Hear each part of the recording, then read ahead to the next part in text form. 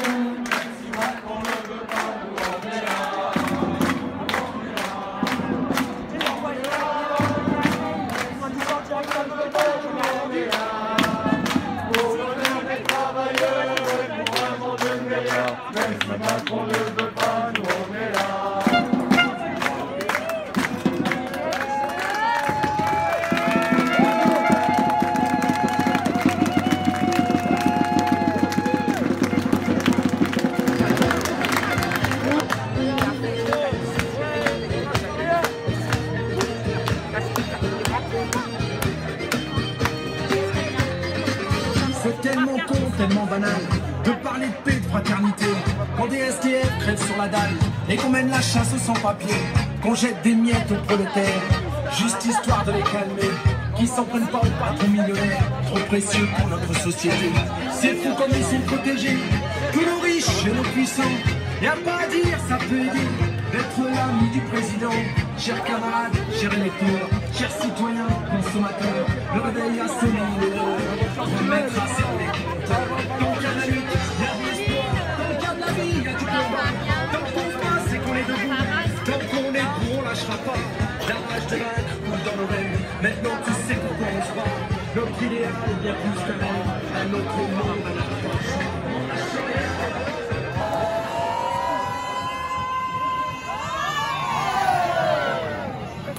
Ma demande précise, plus de moyens pour l'hôpital. En tant que professionnel au niveau du SAMU, c'est attendre pendant des heures le fait de trouver la bonne place aux bons patients, parce qu'il n'y a plus de place à l'hôpital, il n'y a plus de lit à l'hôpital. Moi, de prime de risque, j'ai 1 euro de prime de risque pour travailler dans l'urgence. 1 euro. Travailler de nuit, c'est 1 euro en plus. C'est normal. Nos véhicules, ils ont plus de 250 000 km. Quand on a des véhicules qui tombent en panne pour aller secourir les gens, comment vous voulez qu'on fasse? Les véhicules, ils sont tout le temps en réparation. C'est pas normal.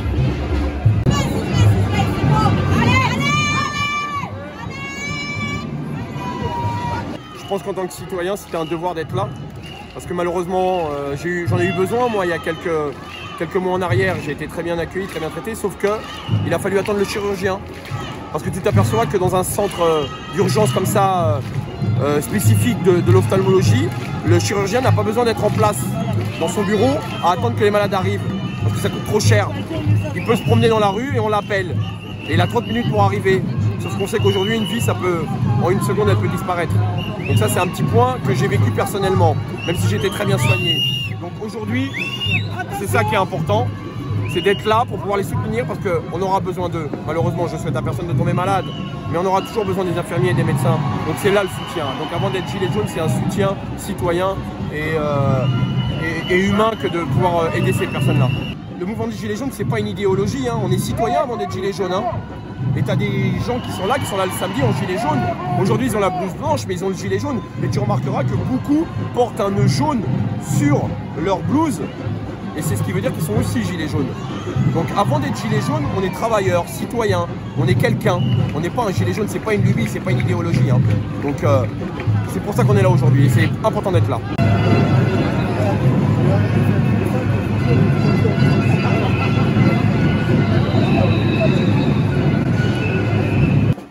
On attend du gouvernement qu'ils envoient de l'argent parce que c'est ce qu'il faut aujourd'hui pour les usagers, pour pouvoir les accueillir dignement. L'égalité pour tous au niveau du soin, c'est ça qui est important. Donc il faut que le gouvernement lâche de l'argent. Là c'est plus de 40 milliards qu'il faut pour les hôpitaux. C'est l'hôpital avec un grand H qu'il faut réformer aujourd'hui, c'est ça qui est important. Et c'est pas pour nous. Nous on a bien sûr des intérêts, mais c'est surtout pour les usagers. La prise en charge des gens qui viennent à l'hôpital. Pour vous, vos parents, vos amis, pour tout le monde.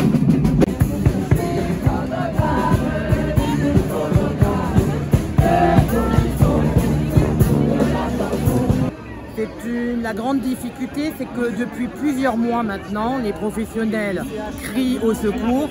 On a besoin de moyens supplémentaires et on constate qu'on a un ministère et un gouvernement qui fait des annonces, mais ces annonces ne sont jamais faites avec la concertation des professionnels de terrain et des organisations syndicales qui les représentent. Donc ce qui est inacceptable, c'est le dialogue social qui n'existe pas, puisque des annonces sont faites, mais on ne tient pas compte des propositions qui sont faites par les professionnels et les organisations syndicales.